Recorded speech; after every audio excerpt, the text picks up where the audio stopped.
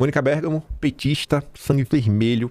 Assim, petista inquestionável. Essa é petista de carteirinha. Lá na Band News, fez uma fala, assim, extremamente preocupante. Porque ela fala que, basicamente, a democracia brasileira está em risco. Vamos ouvir. O dono do Banco Master, Gabriel Porcaro, não vai para a forca calado. E que se ele falar de que o dono do Banco Master, Gabriel Porcaro, não vai para a forca calado. E que se ele falar, muitos poucos sairão incólumes em Brasília. Eu ouvi de um ministro, Sheila, o seguinte: eu não sei se o Brasil está preparado para saber toda a verdade sobre esse caso, mas eu não sei também se o Brasil está preparado para continuar, para seguir, se o Brasil aguenta seguir convivendo com esse grau de corrupção e promiscuidade que ainda está para ser revelado, Sheila, uma pessoa que conhece das coisas, tá? Então a gente está entre a cruz e a caldeirinha, né? E pela primeira vez uma crise aí que envolve o Supremo, por mais que muitos lamentem, né, e que muitos enxerguem um ataque ao Supremo pelas qualidades do ministro Alexandre de Moraes, há pontos de interrogação não esclarecidos justamente por ele, que tem o poder de esclarecer, né? Pode dar uma entrevista, pode fazer uma nota um pouco mais detalhada e não ficar ali, como aconteceu agora, quando ele foi acusado de ter pressionado o Banco Central, o que ele nega, né? Ele, em vez de responder de imediato, demorou 48 horas, fez uma nota, depois fez uma segunda nota, ou seja, tudo muito confuso, né? Num caso de uma gravidade que exige uma clareza muito grande, né, Sheila? A credibilidade, no caso do judiciário, é tudo. É o que o judiciário tem para se legitimar, né, Sheila? Mônica Bergamo, viu? Falando que a República não está preparada nem para o que está para ser revelado, nem para continuar do jeito que está. É curioso isso, né, gente? Porque para muita gente, acho que para vários de vocês, a coisa está insustentável há muitos anos. E a vida de vocês está cada vez mais difícil, mais perigosa. E ninguém estava nem aí para nada. Precisou chegar no caso do Banco Master para muita gente aí despertar. E aí saíram algumas matérias que eu achei importantíssimas. Não porque essas matérias vão mudar o destino do Brasil, mas para realmente mostrar porque o Brasil dá errado. São matérias que são a prova cabal de que o Brasil dá errado, porque os inquéritos ainda persistem, os inquéritos das fake news, né, mídias digitais, todo esse aparato de perseguição, porque a gente está vendo pessoas, né, de idade, donas de casa serem presas, 17 anos de cadeia, porque Bolsonaro está sendo torturado. Essas matérias são a prova de por que nós chegamos nesta situação. E eu não estou brincando, você vai entender. A primeira, lá da Folha de São Paulo, o próprio jornal da Mônica Bergamo. A gente comentou, por exemplo, na questão da Magnitsky. Veio aí, era, obviamente, um instrumento de pressão, era para ver se o Brasil voltava para os trilhos, recuperava um pouco da liberdade, né? O mínimo de normalidade. Mas ninguém quis fazer nada, falar nada. Todos que abriram a boca era para jogar pedra no Eduardo Bolsonaro. O Eduardo era o errado, o Eduardo isso, era daquele outro, que não é assim que se resolve. Ninguém se move. Quando o Bolsonaro estava lá, sendo intimado dentro de UTI, todo mundo em silêncio. Aí agora, você vê o caso do Banco Master, você vê matérias como essa. Empresários levantam alerta sobre a reputação do Supremo após escândalo do Master. E essa daqui não é aquela matéria em off, né? Empresários dizem em off. Não, essa matéria tem nomes. Grandes empresários começam a manifestar publicamente as preocupações que têm prevalecido no setor privado diante do escândalo do Master. O grau de alerta cresceu após a revelação pelo jornal o Globo de que a mulher de Dom Pedro III manteve o contrato, 129 milhões, seguida pela notícia que ele teria conversado com o Banco Central sobre temas de interesse do Master, o que ele nega. Também preocupam as medidas tomadas pelo Toffoli, que embarcou em um jatinho para ver o jogo do Palmeiras no Peru na companhia do advogado de um diretor do Master e depois pôs o caso sob sigilo. A avaliação geral é que esse tipo de sinalização de ministros do Supremo prejudica a credibilidade da corte, mas também cresce no empresariado a percepção de aumento da insegurança jurídica, que atrapalha a atração de investimentos para o país. E as decisões que também tiram a insegurança jurídica, mas não para investimentos, mas a insegurança jurídica mesmo, você não conseguir nem falar, sob pena de ser preso. Pessoas silenciadas, empresas fechadas. Então, essa percepção não tem, né? Mas só quando envolve dinheiro. Aí tá ali. Em 16 de dezembro, foi lançado um manifesto pedindo que o Supremo adote um código de conduta para seus ministros. Grandes nomes do empresariado subscreveram, como quem? Armínio Fraga, da ala da democracia, assinou a Cartinha da Democracia lá em 2022. Está nesse processo de destruição do Estado Nacional, desde que deixou de trabalhar para o Soros. E quando eu falo assim, deixou de trabalhar para o Soros, ele realmente era funcionário do Soros. Acho que o nome era exatamente Soros, fonte, né? Fundo do Soros. Ele era um dos funcionários do Soros, e ele sai desse lugar para ir trabalhar diretamente no Banco Central. Né? Aí vem ele, Eugênio e o Salim Matar. Salim Matar, na hora de entrar no governo Bolsonaro, não é para fazer lobby, não é para tentar direcionar medidas que vão ser boas para ele, né? Por mais que o governador Romeu Zema tomou algumas decisões que envolvem a IPVA, que cai como uma luva para Localiza, né? Que é a empresa de locação de carros, mas Salim Matar está calado. Você não vê ele abrir a boca, rapaz, de tudo que aconteceu. Ele dessa grande direita liberal. Aí vem Antônio Luiz Seabra, o Guilherme Léo, Pedro Passos, você nem tem esperança, que é a turma da Natura, esquerda pra valer. Aí vem Jaime Garfin, que é o da Porto Seguro, José Olim Pereira da Safra, o Stefanini, o cara lá da Ultra, entre outros. E, cara, por que esses daí não abriram a boca desde que o inquérito das fake news foi criado? Vocês estão vendo assim que quando os empresários querem, eles abrem a boca? Por que essa turma não abriu a boca na Magnitsky? Na verdade abriu, né? Pra criticar o Eduardo e criticar o Trump. Em defesa do herói da democracia, o homem sem cabelos.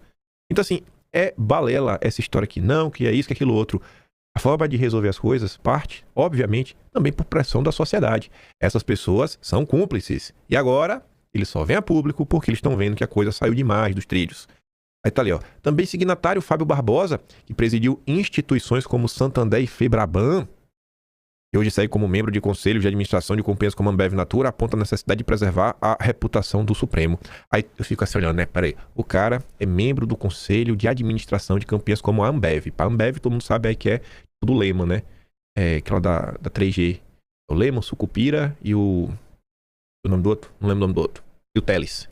Aí você vê, né? A opinião desse cara é boa, porque ele era do Santander, da Febraban. Quando teve o escândalo das Americanas, o Fábio Barbosa veio a público pra falar? Pra preservar a reputação? Né? Mas agora a opinião dele presta. Não é só sobre o código de ética. É importante que haja transparência quanto às atitudes dos ministros para que o Supremo resgate o respeito e a credibilidade que vem perdendo junto à sociedade.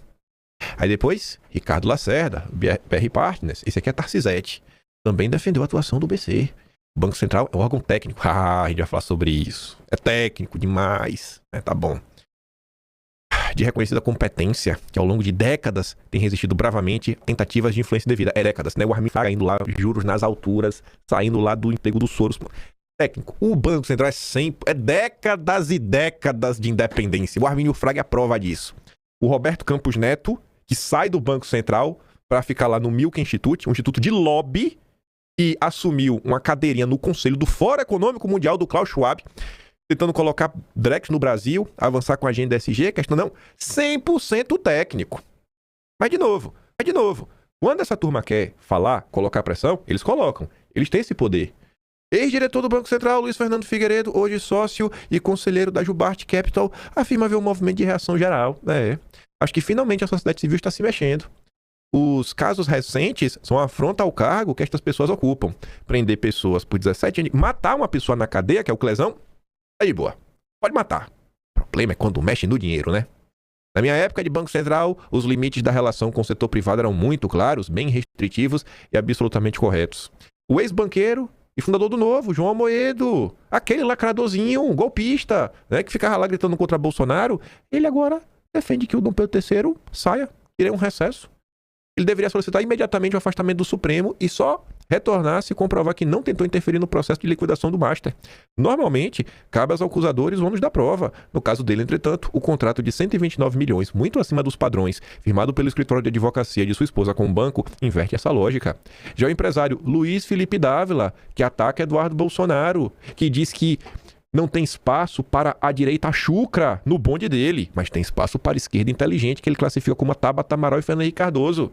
Ele que ataca o próprio Bolsonaro, cobra a união da direita, que não abre a boca para falar das perseguições. Agora, ele aponta preocupação com o impacto sobre os negócios no Brasil. Aí depois tem o José Ricardo Roriz Coelho, presidente da Abliplast, a Associação da Indústria do Plástico. Defende que é preciso fazer questionamentos públicos ao ministro. Em um país que já viu escândalos de grandes proporções no setor financeiro, no setor de petróleo, é legítimo perguntar se estruturas privadas de advocacia têm sido usadas, direto ou indiretamente, para influenciar decisões públicas ou proteger interesses específicos e se isso está sendo devidamente fiscalizado. Aí você sai dessa classe empresarial que está calada diante de tudo que aconteceu. Essa classe, gente, que não falou nada quando teve aquela busca e apreensão, né, dos empresários por conta daquela matéria do Guilherme Amado. Um diálogo de WhatsApp. Ninguém falou nada. Felipe Martins preso. Ninguém fala nada. Agora estou falando.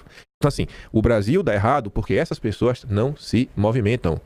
Quem tem poder, quem tem poder de influência, quem tem dinheiro, não se movimenta. Eles são cúmplices do estado atual de coisas. Essas matérias só mostram que eles ficaram calados todos esses anos de maneira deliberada. Eles realmente quiseram ficar calados.